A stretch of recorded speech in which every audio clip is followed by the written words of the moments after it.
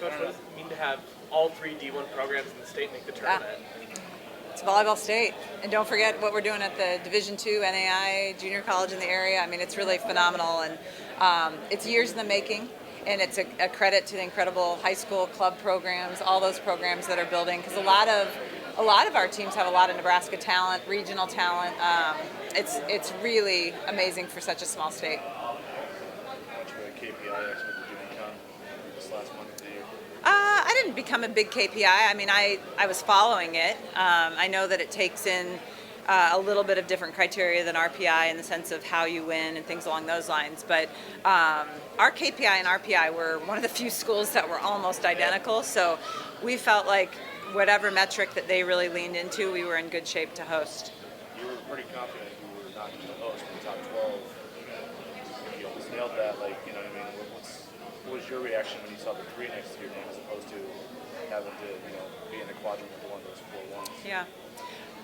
I thought we earned it. I think if you look at our resume, we have a top 10 win. We have a couple top 25 wins. We have one, I think, 100-plus loss. It was without Nora. So all those things, and I think you look at, I've been through this enough. I've been fortunate to meet with the committee several times with my AVCA position. So I feel like I have an understanding of what goes on in the room. So I felt pretty confident that we were going to fall in that 10 to 14 range, but thought that we deserved to be in that top 12. What does it mean to be in the top 12? Like how big is that? I guess I know you're one match at a time, but the path that you have to take to accomplish the goal that you guys have as an ultimate goal. How do you feel about where you're positioned?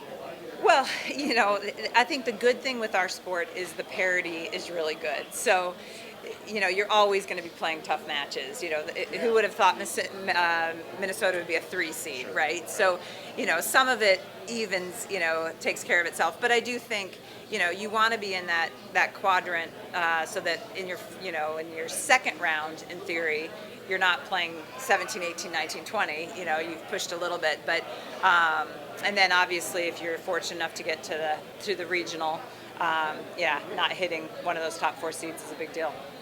Kirsten, how did your team change when Nora was out, and now that she's back?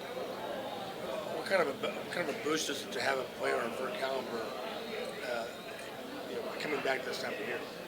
Well, I think the thing that's great about our team and about Nora is that we didn't skip a beat with her coming back, because sometimes that can disrupt things. People are playing, we were winning a lot of matches, and I felt like people were like, okay, we're playing really well without her, and now we can play really well with her.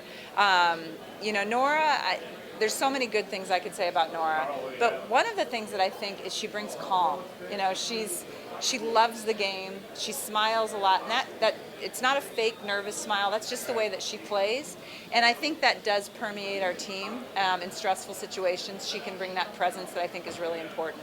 You've had injuries this time of year before. Now you've got a weak player who's healthy. So. Yeah, we discussed as a team prior to season and said, let's have our injuries during the year so that we can stay healthy. But yeah, I think, one of my Achilles heels as a coach is being ready for those injuries late in the year. And I think to a degree we weren't necessarily totally ready for those situations.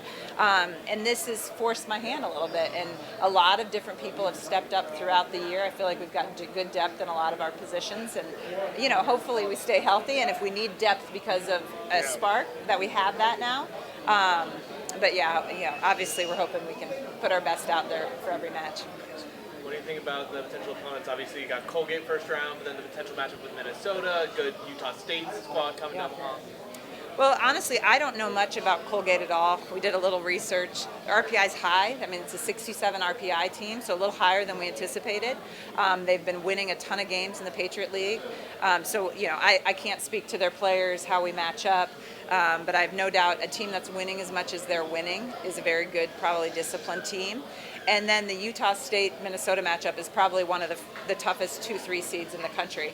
Both of them are great programs. Obviously, I'm more familiar with Minnesota since we played them this year.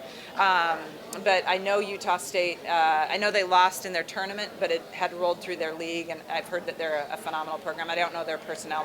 I'll learn a lot about them in the next couple days. Anything else? What does it mean for the senior class that's been here for so long to have one last chance at making a deep run? Well, one of the things, it's always, we always try to have a good mix of all different ages. And, especially Kiana. Kiana's our fifth-year kid. Ellie's a fifth-year kid, but she's new to the program, Ellie Bickelmeyer. Kiana's done just such a phenomenal job leading this crew. She's a very selfless leader. You guys see her personality. She's kind of quiet, but she's an assertive quiet, and she can take things on. And when she speaks, they listen, and it's always without judgment. And so, she's just done such a good job throughout her 4 years, having a bunch of different roles on this team. One being about 2.5 years on the bench. So I think she can empathize with everyone in their different positions on the team. And so, you always want it for the older players, but hopefully we can play our best.